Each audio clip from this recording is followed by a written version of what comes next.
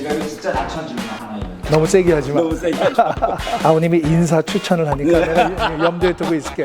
그러니까 이제 미팅을 했지. 난 바보야. 나는 야 누구야 그러니까. 그래서 박준호 의원님 사모님이라고. Last Tuesday, North and South announced the restoration is communication. North Korea is now struggling. でも韓日関係は民主主義、市場経済、そしてアメリカとの共通の同盟関係を持っていますから、最初韓国は我会一点。会一点，会学习。是练习韩语。 해봅시다. 해보자. 우리도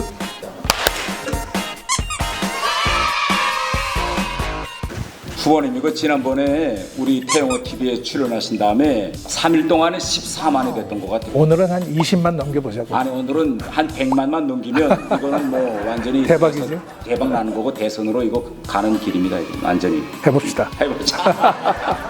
그리고 유튜브 이거 한 그 친구가 이 유튜브 편집에 완전히 귀재인데 후보님께서 대통령이 되시면 그 친구 청와대 홍보수석으로 임명한다. 뭐 이 정도 나한테 담보 주셔야. 아우님이 인사 추천을 하니까 내가 염두에 두고 있을게.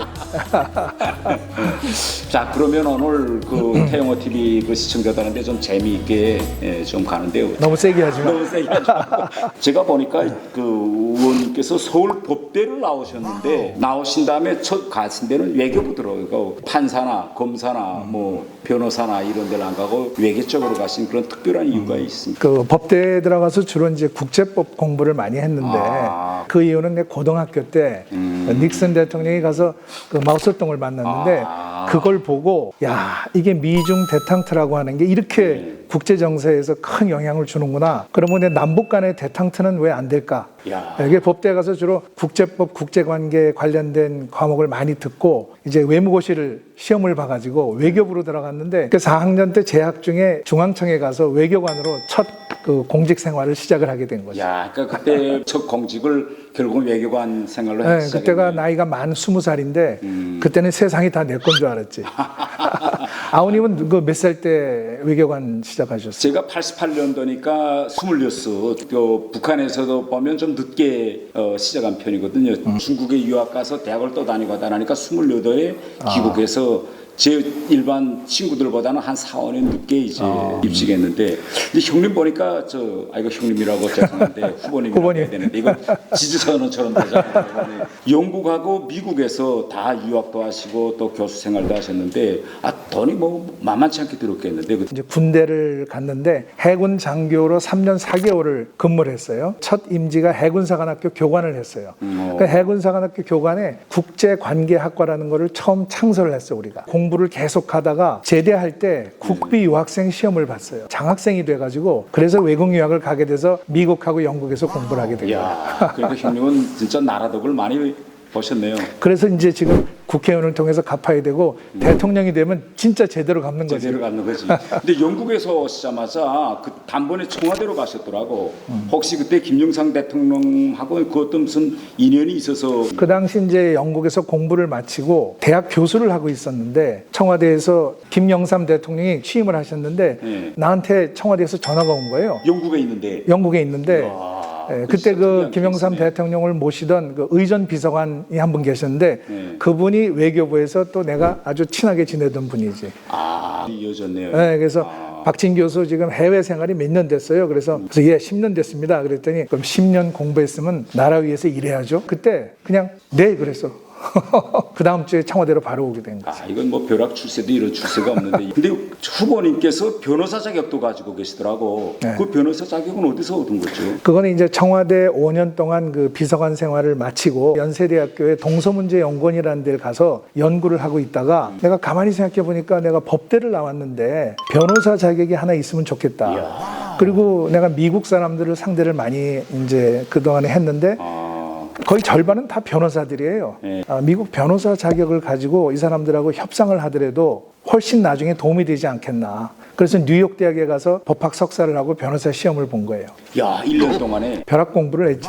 그래서 완전히 학생으로 다시 돌아가서 그때가 44살이에요. 그때 시험을 본 거예요. 의원님이 그 지난 시기 제가 사진들 보니까 머리는 좀 지금 희끗희끗해졌는데 얼굴은 이전이나 지금이나 전혀 변화가 없는 것 같아요. 똑같아? 예. 얼굴에 손 안 댔는데. 손 안 댔는데 서울에서만 의원님께서 이번까지 하면 사선이죠. 사선이지. 야, 이거 서울시에서 사선 받는다는 게 저런치 않은데 우선 사선으로 성공한 것도 큰데지만 공천은 어떻게 그렇게 4번씩이나 받고. 처음에 나간 거는 이제 종로에서 2002년에 보궐선거가 있었어요. 네. 예. 아, 보궐선거로. 네, 근데 종로는 내가 태어난 고향이야. 예. 우리 고향을 위해서 국회에 가서 일을 하겠다 이런 생각을 가지고 공천 신청을 했는데 보니까 정치 1번제라서 그런지 거물들이 많이 온 거예요. 당 공천위원회에서 이분 저분 이렇게 다 검토를 하다가 마지막에 나로 딱 낙착이 된 거예요. 참 영광이지. 태어난 고향에서 국회의원에 나가는 것은. 그래서 이제 초선 의원이 됐고 재선 3선에서 3번을 했는데 종로에 계신 분들이 3번을 나를 뽑아줬어요. 지금 생각해도 진짜 고마운데. 종로에서 3번 한다는 건 진짜 기적 같은 일인데. 네, 그거는 이제 우리 그 돌아가신 선친께서 종로에서 의사, 내과 의사를 오래 하셨거든. 그래서 이제 그 근처에 계신 분들이 우리 병원에 와서 치료도 받고 이런 분들이 아주 많아요. 그래서 아버님 음덕을 많이 받은 것 같아요. 아, 그러니까 아버님 병원이 종로에 있었네. 종로에 명륜동 해화동에 40년을 하셨거든. 이야. 그러니까 나도 만약에 의대를 갔으면 네. 지금 이제 박진 내과병원 우리 아우님 내가 저 주치의하고 있을지도 몰라. 아, 그런데요, 지난번에 보니까 국교원에 가셔서 태권도 발차기도 하고 뭐 육단도 가지고 계시더라고. 근데 그때 그 발차기 한 거 내 동영상으로 봤어요. 아, 우리 아우님 봤네.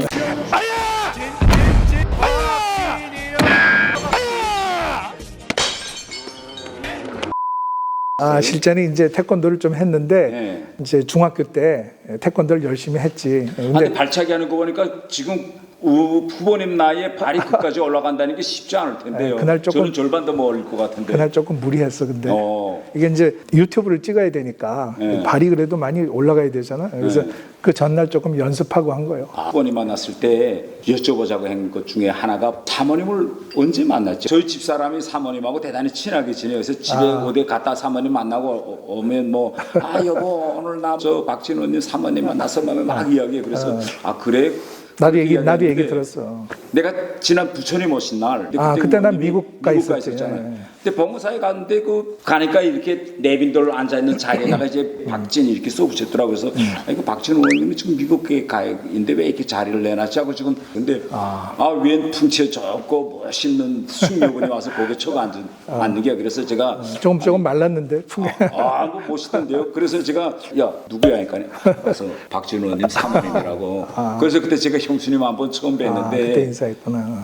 제가 형님의 20대 모습은 보지 못했는데 간단한 그 수가 아닌데 이제라도 한번 털어놓으세요. 의원님이 먼저 접근한 거예요? 아니면 내가 이제 대학교 2학년 올라가면서 이제 1학년 때 미팅을 몇 번 했어요. 근데 이게 마지막 미팅이다. 왜? 2학년서부터는 이제 공부를 해가지고 고시 공부 책을 갖고 다녀야 되는 거지. 그때 몇 살 때죠? 그때가 이제 75년이니까 19살이지. 아니 19살 때 공부 안 하고 벌써 미팅이 다 냈네. 그 대학교 18살에 들어갔으니까 이제 미팅을 했지. 난 바보야. 나는 84년대 국제영예대학 졸업했는데 그때 22살인데도 여자 한 번도 못 만났어. 광화문에 있는 코미디라는 다방에서 했다고. 지금은 없어졌어. 근데 1, 2, 3, 4를 정한 거예요. 남학생, 여학생이. 여학생 들어오기 전에. 그래서 내가 1번이야. 키 순서로 했어. 근데 2번이 여학생 들어오기 전에 자기가 바꾸자는 거예요. 나하고 1, 2번을. 그래서 내가 바꿔줬지. 그래 알았어. 그러고 내가 2번 할게. 그러고 나서 바로 여학생들이 들어왔는데 그때 우리 집사람이 2번으로 들어온 거예요. 야, 이게 다 하늘이 정했네. 내가 볼 때는 뭔가 인연이 있는 거지. 근데 그때 저 형수님도 서울대 음악대학을 들어와서 첫 미팅이지. 바이올린을 했는데. 근데 지금은 이제 후진 양성을 하고 있지. 근데 이번에 대선 출마 나올 때 형수님이랑 애들이 동의하던가요? 일반적으로 동의 안 할 텐데 집안에서는. 아마 생각은 하고 있었던 것 같아요. 우리 집사람도. 우리 남편이 이제 정치를 3선 의원을 하다가 이번에 다시 이제 4선 의원으로 돌아왔으니까 이제 어떤 역할을 할 텐데 그게 이제 어떤 역할이 될지는 내가 이제 이번에 그 출마하기로 결정을 하고 한 며칠 전에 이야기를 했어요. 여보, 내가 좀 큰일을 하고 싶은데 자기가 좀 도와줘야 되겠어, 이렇게 얘기하니까 집사람이 금방 알더라고. 열심히 한번 해보라고 그렇게 얘기를 해서 내가 참 고맙게 생각하고 있지. 후보님의 지지율이 올라가기 시작하면 언론도 그렇고 주위에서 후보님의 가족에 대해서 이제 포커스가 집중될 거고 탈 털리고 뭐 별별 다 생기잖아요. 그래도 뭐 사모님이랑 애들이 괜찮다 한번 해보자. 이 대단한 결단이라고 생각하는데. 근데 가족들도 상당히 좀 부담스러워하죠, 항상. 그러게요. 그 전부 이제 언론에서 관심을 가지고 보도를 하고 이렇게 하기 때문에. 근데 내가 생각해 볼 때 뭐 우리 부부는 그냥 평탄하게 살아왔고 아이들이 아들 하나 딸 하나 있는데 걔네들도 열심히 살고 있어요. 아기 낳고. 정치에는 별 관심이 없어, 걔네들은. 우리 일반적으로 선거에서 그렇잖아요. 우리 문화는 선거에 나오는 사람의 도덕적 영역 또 가족의 그 뭐 개인적인 그런 영역에 대해서 더 사람들이 관심을 가지고 최근에는 그 네거티브 또 공격이 또 많고 이런데 그런 면에서 내가 보면 이제 의원님은 진짜 저는 완벽하지 않나 저는 이렇게 생각되거든요. 세상에 완벽한 사람이 어디 있겠어. 다만 국회의원을 4번 했기 때문에 나름대로 이렇게 검증이 됐고 또 공무원 생활도 했고 대선에 나가는데 뭐 전혀 문제가 없다 이렇게 생각을 하고 있고 또 그 대신에 이제 정책 비전으로 경쟁을 하고 또 검증할 부분은 딱 검증을 하고 이렇게 나가야 되겠지. 이제부터는 좀 대선 이야기를 좀 해보려고 하는데요. 선진형 또 글로벌 그런 국가의 지도자가 되겠다. 이 선진형과 글로벌 이 두 단어의 방침을 찍으시더라고요. 의원님께서 다른 후보들과 좀 차별화해서 이 선진하고 글로벌 지도자 이건 박진밖에 없다라고 딱 이야기하실 수 있는 그런 뭐 두세 가지 특징 같은 거 그런 거 있으세요? 뭐 선진 글로벌은 뭐 다들 쓰는 용어지만 그렇죠. 나는 그걸 이제 실제 체험을 했기 때문에 설득력이 있다고 생각을 해.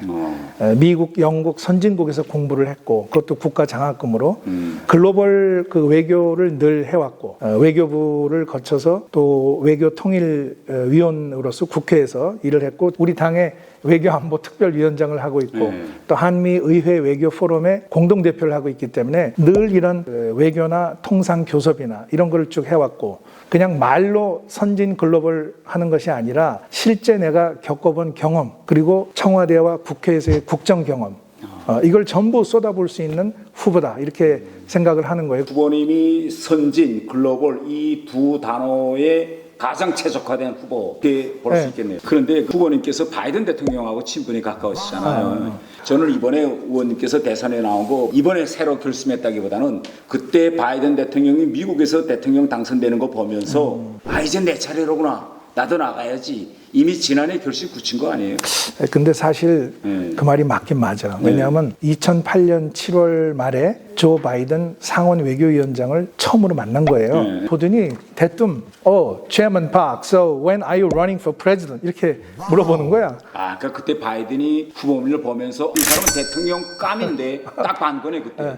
바이든 위원장이 그래도 첫 만남에서 대통령 언제 나가십니까? 이렇게 물어본 거예요. 그래서 내가 순간적으로 야 이거 대답 잘해야 되겠다. 그래서 Yes, sometime in the future. 그게 몇 년도죠? 13년 전. 그런데 21년에 바이든은 대통령이 됐고 나는 출마를 했고 말이 시가 돼가지고 결국 13년 후에 바이든 대통령이 의원님께서 이번에 출마하셨다는 소식을 알까요? 아마 아실 거예요.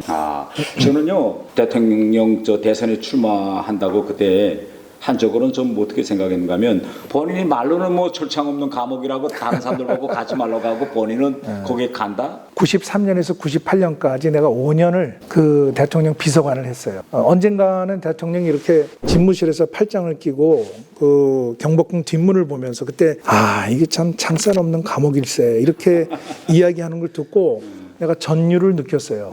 그게 엄청난 그 압박과 스트레스로 오지 않겠어? 그래서 나는 대통령이 그런 압박과 스트레스에서 벗어나려면 외로우면 안 된다 이렇게 생각해요. 근데 지금 청와대 집무실 구조는 방이 뭐 엄청나게 크고 대통령 혼자 앉아 있고 그리고 궁궐 같은 분위기. 이런 시스템으로 돼 있기 때문에 21세기형 시시각각으로 위기 관리를 해야 되는 그런 대통령의 집무실로서는 적합하지 않다. 후보님께서 대통령이 되시면 만약에 구조적으로 바뀌겠네요.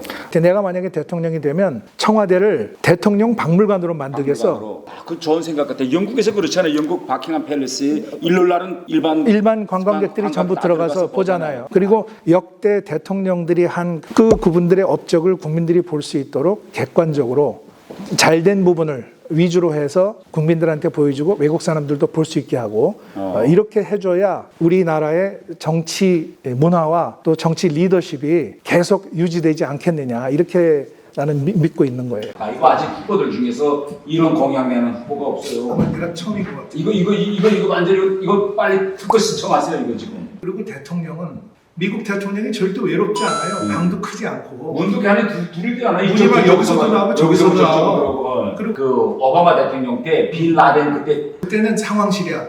상황실 시츄에이션에 다 모여 앉아서 대통령 자리라는 거 따로 없잖아. 다 이렇게 앉아서. 대통령이 오히려 옆에 앉아있고 대통령이 옆에 앉아있고 합참의장 국방장관이 가운데 앉아서 보잖아. 근데 우리는 더 문제는 뭔가면 청와대에서 나와서 감옥 가잖아. 이게 문제. 그래서 지금 학교에서 대통령 되겠다는 애가 별반 없다잖아요 지금. 그래서 아버님 내가 이게 이제 두 번째 공약인데 네. 청와대에 너무나 과도한 권한이 집중돼 있고 너무나 많은 정보가 집중돼 있기 때문에 대통령은 그러한 권력과 정보에 말하자면 인질이 되고 있다. 민정수석실이 보면 검찰, 경찰, 국세청, 국정원, 감사원 대한민국의 5대 권력기관에 그 모든 것을 관할을 하고 있고 모든 정보가 모이고 있고 그 대통령은 그 정보와 그 권력을 어떻게 보면 즐기고 있는 건데 바로 그것 때문에 나중에 문제가 생깁니다. 대통령이 그 쥐고 있는 권력 그 자체가 대통령으로 하여금 감당하지 못하도록 만들기 때문에 직을 마치고 나면은 불행한 일들이 자꾸 계속 생기기 때문에 청와대의 민정수석실을 나는 폐지해야 된다고 생각해요. 그러니까 다음 공약은 민정수석실 폐지. 그래서 제왕적 대통령 구조 협파. 제왕적 대통령의 구조를 바꾸지 않으면 모든 대통령이 다 불행하게 될 수밖에 없어. 그리고 대통령은 세 가지를 잘 해야 돼요. 첫 번째, 평상심을 유지해야 돼. 커다란 충격을 받았거나 아니면 정서적으로 불안하거나 아니면 급하게 결정을 내리거나 이러면 이게 실수할 가능성이 많다. 그다음에 두 번째는 현장으로 나가야 돼. 왜? 청와대에 앉아서 보고를 받다 보면 이 보고서가 현실인 줄 알아. 그런데 실제 보면은 현실은 저기 있는데 보고서는 여기 있거든. 그 보고서를 제대로 확인하려면 현장에 가야 돼. 이 정상이라는 건 이건 말이 정상이지만 큰 기업의 CEO, 세일즈맨이 돼야 되는 거예요. 내 말이 바로 그 말이에요. 대한민국이라는 커다란 조직의 CEO를 5년 동안 하는 거거든. 그러게요. 근데 그 조직 자체를 송두리째 바꾸려고 하면은 그게 되겠어? 근데 난 지금 이번에 저 문재인 정부한테 내가 지금 제일 동의할 수 없고 화난 게 뭔가면 지금 우리 정부는 뭐 우리 제품을 어디다 뭐 얼마 내가 저 세일을 했다 어디서 수주 얼마 받았다 이런 보도 놓고 뭐 이번에 미국도 가서 그렇잖아 44조 미국에다 투자했잖아요. 아니 미국이 우리보다 국민 소득이 얼마나 높은 나라게 44조 일자리가 얼마나 없어. 그걸 지금 이번에 또 가서 대한민국 대통령인지 아니면 다른 나라 일자리 만들어준 대통령인지. 그래서 우리나라는 대통령 리스크가 제일 큰 리스크예요. 그 다음에 아까 얘기한 세 번째는 대통령이 사람을 잘 써요. 인사가 만사예요. 그거 세 가지를 지키면 성공하는 대통령이 될 수 있다. 그리고 대통령은 청와대에서 나와서 21세기형 첨단 정보를 갖춘 그런 사무실에서 보좌관들에 둘러싸여서 일을 해야 돼요. 그래야 실수를 안 하고 평상심을 유지할 수 있고 다만 대통령은 현장으로 다니면서 바쁘게 다녀야 돼요. 그런데 그게 바로 세일즈, 글로벌 세일즈를 할 수 있는 대통령의 요건이 되는 거거든. 근데 우리나라는 그런 세일즈가 아니라 오히려 대통령 리스크예요. 나는 내가 대통령이 되면 대통령 리스크가 아니라 대통령 찬스다. 찬스다. 네, 모든 국민들이 우리가 지금 가진 대통령이 우리 국민들을 위해서 나를 위해서 도움이 되는 대통령 이런 사람이 이제 나와야 되지 않겠나. 근데 내가 한두 가지 예만 들면 김영삼 대통령이 호주를 갔었어요. 94년에. 그 당시 총리가 폴 키팅이라는 총리예요. 노동당. 근데 그때 우리 현안 문제가 하나 있었는데 워킹 홀리데이. 그걸 호주가 안 하고 있었다고. 그런데 사전에 정상회담 준비 과정에서 그 얘기를 하니까 호주 측에서 이거는 얘기 안 하는 게 좋겠습니다. 그래서 알았다 이러고 갔는데 김영삼 대통령이 폴 키팅 총리하고 점심을 오찬을 하게 됐어요. 그래서 내가 대통령한테 말씀드렸어요. 카카, 우리 그 한국 젊은이들이 호주에 와서 영어도 배우고 그 다음에 일도 해서 돈도 벌고 이거 워킹 홀리데이 이거 좋은 겁니다. 점심 하시면서 부드러운 분위기니까 말씀을 한번 하시죠. 대통령께서 호주하고 워킹 홀리데이를 하고 싶은데 가능하겠어? 호주 총리가 갑자기 정말 어젠다에 없는 얘기를 하니까 갑자기 놀라서 그러면서 난감해하는 거예요. 근데 호주 총리가 알았어. 이게 지금 정상회담 어젠다에는 안 올라왔지만 한국 측에서 굉장히 하고 싶은 거구나. 이거를 금방 이분이 알고 각각께서는 내일 호주를 떠나시는데 그 전까지 내가 답을 하겠습니다. 그 다음날 호주 총리가 이거 하십시다 이렇게 된 거예요. 야, 그 호주 총리도 진짜 괜찮은 분이네요. 이번은 그 당시 뭐라고 그랬냐면 호주는 아시아 국가다, 아시아 태평양 국가다. 그렇기 때문에 한국과 같은 나라와는 아주 긴밀하게 협력하고 싶다. 얼마나 좋습니까? 글로벌 시대에. 그런 역할을 대통령이 해줘야 되는 거예요. 이런 거 우리 대통령도 해야 된다니까. 그러니까 그래서 그 역할을 할 때가 왔다는 거예요. 우리 대통령. 이번만은 전 용어하는 대통령이 좀 됐으면 좋겠어요. 전 문재인 대통령이 다른 나라에 가서 정상회담하고 모두 갔을 때 용어가 통하지 않아서 내가 이제 이렇게 대통령 모시고 다니면서 해보니까 외국 정상들이 모여서 막 영어로 하고 있는데 거기에 끼어들기가 어려운. 그래서 내가 막 그때 그랬어. 나는 아주 답답해가지고 우리 대통령이 끼어들어가야 되는데 클린턴하고 장점이 막 얘기하고 있는데 그래서 내가 막 그랬지. Excuse me, I'm the president of Korea. 김영삼 내가 그랬지. 그리고 이제 우리 김영삼 대통령이 들어갔지. 현 정부의 외교 정책을 평한다면 어떻게 평하십니까? 지금 이 정부의 외교 정책은 내가 볼 때 원칙도 없고 전략도 없고 그리고 이제 북한의 모든 관심과 중심이 되어 있기 때문에 우리가 놓치고 손해보는 게 너무 많은 것 같아요. 한미 관계도 그렇고 한일 관계도 그렇고 한중 관계도 그렇고 미국은 우리 동맹이기 때문에 신뢰감을 줘야 되는데 오히려 불신감을 주고 있고 이 정부가 친중으로 가는 거 아니냐, 북한 중심으로 가는 거 아니냐. 또 중국은 우리 최대 무역 상대국이고 같은 전략적 협력 동반자 관계인데 대접을 받아야 되는데 오히려 업신여김을 받고 있고 사드 문제로 중국이 우리에게 압박을 해도 그걸 제대로 말도 못하고 그냥 알겠습니다 이러고 있고 그 산불 정책 그때 처음으로 합의나 사실이 아니에요. 그러니까 산불이 그 약속한 거 아니냐 그랬더니 정부에서는 뭐 약속이 아니라 뭐 협의입니다 이랬는데 중국에서는 약속으로 알고 있어요. 산불 정책으로 사드를 추가적으로 배치하지도 말고 미국의 방어망에도 들어가지 말고 한미일 협력도 군사 협력도 하지 말고 그거 아니에요. 중국에서는 약속한 걸로 알고 있다고. 그러니까 우리가 중국에게 잘못된 메시지를 보낸 거지. 마치 우리가 사드를 안 할 것처럼 하다가 어느 날 갑자기 발표를 해버리니까 중국은 중국 나름대로 또 배신감을 느꼈다는 거예요. 그러니까 우리 미숙한 외교가 결국 국익에 손상을 준 거다. 그리고 일본은 과거사도 있고 일본이 과거에 무슨 고통도 많이 주고 했지만은 민주주의와 시장 경제를 같이 하는데 미래지향적으로 관계 개선하고 그리고 일본에다가 이제는 우리가 돈을 요구하고 돈을 받겠다고 하는 외교는 이제 우리는 관둬야 된다. 일본이 진정으로 사과하는 건 받겠다. 그러나 일본에게 아쉽게 돈을 요구하지 않겠다. 좀 이렇게 딱 잘라서 이제는 새로운 대일 정책을 펼쳐야 될 때가 왔다. 이렇게 보는. 이게 지금 우리 난점이 지금 중국과의 관계. 그러니까 중국과의 관계도 중요한 나라지. 중요한 나라지. 근데 그 의원님께서 중국어도 또 잘하신다고 그러시더라고요. 중국어 공부 조금 했는데 아우님이 저 중국서 공부한 그 아우님이 훨씬 더 잘하지. 일본어도 하세요? 일본은 내가 1년 동안 유학을 갔다 왔기 때문에 일본에도 유학 갔다 왔어요? 네, 동경대학에 1년 가 있었어요. 중어 한마디 좀 떼고 중국어? 아우님 그럼 그냥 간단하게 해봐. 你会说汉语吗？我会一点。会一点？会一点。你在中国学习过中文？我在中国毕业中学和大学，所以但是呢，我主要的语言是英语，汉语我照马马虎虎的。我在韩国的放送大学中文学习过。中国呢，汉语嘛说话比较容易，但是写字汉字。同意。提笔忘字。中文不容易，发音很难。对，我们应该常常经常学习练习汉语。조금 되는데? 네, 이번에 저 일본 말이 나왔게 망정이지.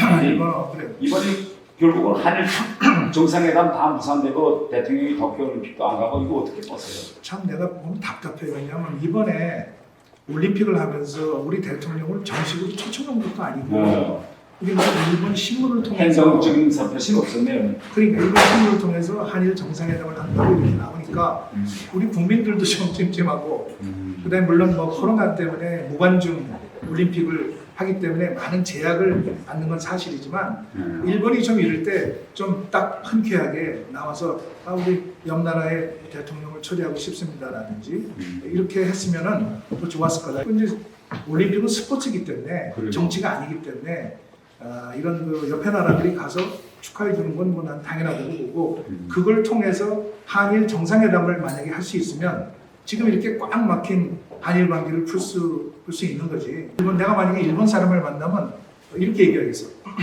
한미치 관계와普通は 近くても遠い国 너무 신기하지. 한일 관계는 가깝지만 먼 나라 ナラだ。として言われてします。でも韓日関係は民主主義、市場経済、そしてアメリカとの共通の同盟関係を持っていますから非常に大事なものです。もし日韓関係が悪くなるとこれは両方にも損になります。 한일 관계는 민주주의, 시장 경제, 미국과의 동맹을 공유하고 있기 때문에 공통점이 많은데 만약에 한일 관계가 나빠지면 이것은 양쪽에 다 나빠지는 거다. 그래서 한국과 일본이 이런 그 소위 미래지향적인 관계를 만들어야만 동북아 평화가 진행이 될 수 있다. 그리고 지금 봐요. 미중 갈등 시대에 미중 지금 패권 경쟁이 벌어지고 있는데 미중 패권 경쟁이 충돌로 갈 수도 있어요. 그 충돌을 막을 수 있는 게 한일 협력이다. 한국과 일본이 협력을 해서 미국과 중국이 충돌로 가는 것을 막을 수 있는 그런 외교를 우리가 펼쳐야 되지 않겠나. 뭐 외교 이야기가 나오면 뭐 대북 문제가 나오지 않을 수밖에 없는데 그 영어로 이야기한다면 last Tuesday North and South announced the restoration is communication line. Military communication. Yes, but I don't think that my government it must be too excited of it because it is possible that inter-Korean summit can be overplayed for presidential election purpose. What do you think about it? 아우님이 영국식 영어로 하니까 나도 퀸즈 잉글리시. Queen's English. 그게 되세요? Yes, So you can speak also yes, Queen's English. yes, I studied in Oxford University, Yes. and I totally agree with you. North Korea is now struggling Yes. due to economic difficulties, food shortages, and the UN sanctions.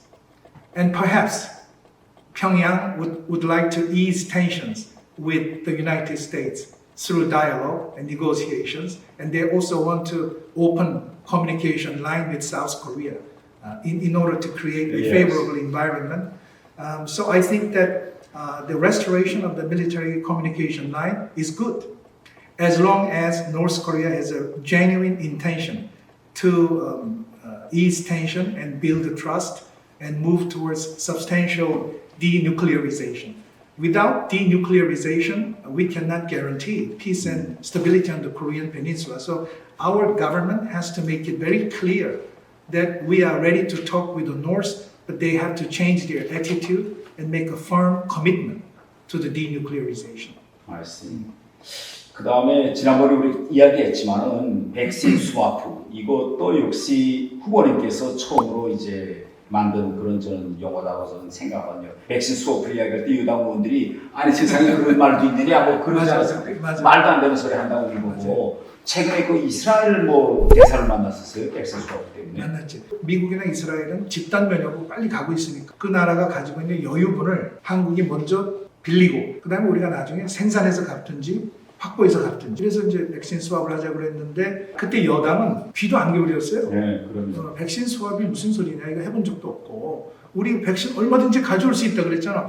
3분기 되면은 수천만 개 백신이 들어온다 그랬잖아요. 지금 3분기 7월달 다 지났는데 들어왔냐고. 그러니까 난 정부가 너무 안이하다. 백신 확보에 실패한 거 아닙니까? 나는 지금이라도 미국과 백신 수합을 해야 된다. 이렇게 생각하는데 정의용 장관한테 물어봤잖아. 이번에 문재인 대통령이 미국 가서 바이든 대통령하고 5시간 반을 만나서 점심에 식사를 하면서 얘기했는데 백신 스와프 얘기했냐고. 그랬더니 장관이 그런 얘기 안 했다는 거 아니야? 그래서 우리가 귀를 의심했어요. 아니 왜 그랬는지 나는 이해를 못 하겠는데 지금 제일 중요한 최우선 과제는 백신 확보고 미국은 백신의 첨단 기술의 종주국이고 백신의 여유분을 갖고 있기 때문에 지금 미국에 가면은 길가에서 아우님이나 나나 국적이 달라도 다 맞을 수 있거든. 나는 이번에 미국 가서 백신도 안 맞고 왔어요. 왜? 우리가 지금 급한데 그래서 나는 우리 대통령이 해야 될 일, 대통령 찬스, 대통령이 가서 얼마든지 글로벌 리더십을 발휘할 수 있고 특히 한국과 미국의 동맹국의 자유무역을 하고 있잖아요. 내가 외교위원장으로서 자유무역 한미 FTA를 통과시킬 때 그 제5장에 한국과 미국은 특허 및 복제의약품의 개발을 촉진하고 이에 대한 원활한 접근을 위한 공유를 약속한다 이렇게 돼 있어요. 그걸 미국 사람들한테 딱 들이밀고 이게 바로 백신 스와프를 할 수 있는 근거 조항이다. 우리 하자 이렇게 얘기했지. 나중에 이제 정상회담에서 바이든 대통령이 한국군을 위해서 55만 장병을 위해서 보내겠다. 그 얘기를 했잖아요. 그 우리 대통령은 깜짝 선물이라고 얘기했지만 내가 볼 때 그 깜짝 선물이 아닙니다. 백신 스와프를 미리 가서 우리 야당이 가서 거예요. 백신 스와프하자 이 얘기를 한 것이 결과적으로 반영됐다고 보는 거죠. 제가 이거 진짜 난처한 질문 하나 있는데 난처하시면 답변 안 하셔도 됩니다. 의원님께서 그 삼국지를 가지고 교통정리 다 하시더라고. 내가 유비다라고 딱 내놓으실 쓰는 그런 좋은 공약 같은 거 좀 얘기해 주세요. 네. 네, 내가 이제 나는 그 윤석열 전 청장은 이제 대학 5년 후배고 최재형 전 감사원장은 대학교 1년 후배이기 때문에 학교 다닐 때부터 잘 알아요. 그때부터 원래 유비였어요, 그때 의원님. 그때는 삼국지 얘기는 안 했지. 삼국지 얘기 안 최재형 후보는 아주 소신과 강단이 있고 윤석열 후보는 통이 크고 결단력이 있고 그리고 나는 외유내강형인 것 같아. 그렇기 때문에 우리가 만약에 삼국지에 비유한다면 거기가 이제 관우 장비 유비가 아니겠냐 이렇게 얘기한 건데 본인들은 어떻게 생각하는지 내가 물어보지 않았어. 열받겠는데 벌써 유비가 벌써 나타났다고 뭐 이렇게. 근데 지금 제일 중요한 게 우리 청년들 아니겠어? 그러게. 내가 살 집을 마련하는 거, 내가 일하고 싶은 직장을 마련하는 거, 이거를 풀 수 있는 방법이 과연 뭐가 있을까? 나는 다음 대통령은 그 방향과 해결책을 제시해야 된다고 생각을 해요. 부동산 시장을 안정시켜서 청년들이 열심히 일하면 은행에서 대출을 해서 살 수 있는 집을 마련해 줘야 되겠다. 그게 바로 자유민주주의의 가장 중요한 자유다. 그 물량을 공급하고 그 다음에 세금을 낮추고 규제를 완화하고 청년들이 원하는 스타일의 집들을 많이 공급을 해야 되지 않겠어. 두 번째는 우리가 이제 FTA를 많이 하고 있는데 거기에는 이제 물건과 또 상품과 지식과 서비스와 경험 이런 것들이 이제 많이 열려 있기 때문에 글로벌 시대의 FTA를 통한 국내뿐만 아니라 해외에서의 경험과 일자리를 만들 수 있는 기회를 우리 젊은이들한테 많이 제공해 줘야 되겠다. 난 그래서 FTA 이퀄 일자리다. 난 그렇게 생각을 하고 있는 거죠. 그리고 이제 세 번째가 교육혁명. 아이 낳아서 키우려면 엄마들이 집에서 7살까지 데리고 있어야 되거든. 근데 요즘 아이들이 빨리 커요. 그래 아이들을 집에 그렇게 잡아놔야 꼭 되는 건 아니다. 그래서 난 5살서부터 초등학교 보낼 수 있다. 5살에. 그리고 초등학교를 왜 꼭 6년을 다녀야 되냐고. 그 초등학교에서 아이들이 자기의 그 지적인 능력을 개발하고 또 글로벌 시대의 인공지능이나 또 영어 교육도 국가에서 얼마든지 온라인으로 가르칠 수 있거든. 중고등학교도 4, 5년. 그다음에 대학은 옥스퍼드, 케임브리지다 3년 아니요? 그러면 초등학교, 중고등학교, 대학교 최소한 3년을 줄일 수가 있고 지금 이렇게 급변하는 글로벌 디지털 시대에 우리가 국가에서 서비스할 수 있는 교육을 극대화하고 이 청년들이 빨리 자기의 일자리로 나갈 수 있는 교육혁명을 이뤄야 되겠다. 그게 내 세 번째 공약이에요. 진짜 유비의 전략이 맞는 것 같네요. 오늘 이렇게 제 인터뷰 요청에 응해주셔서 대단히 감사했고 제가 의원님을 제일 먼저 일본으로 모시자고 한 거는 같은 외통에 있었고 함경북도 명천이라는 그런 이제 부모님들이 이런 인연도 세상에 이런 인연은 없는 것 같아요. 강남의 갑을 이번에 꼭 한번 의원님께서 성공하셔서 대한민국을 진짜 선진국 글로벌화된 나라로 만들어 주시길 이제 부탁드립니다. 이번에 꼭 대통령이 돼서 내치와 외치를 아울러서 대한민국을 꼭 업그레이드 하겠습니다. 감사합니다. 우리 대한민국 같이 한번 파이팅 합시다. 자, 갖고 보면서 대한민국 업그레이드 파이팅. 대한민국 업그레이드 파이팅!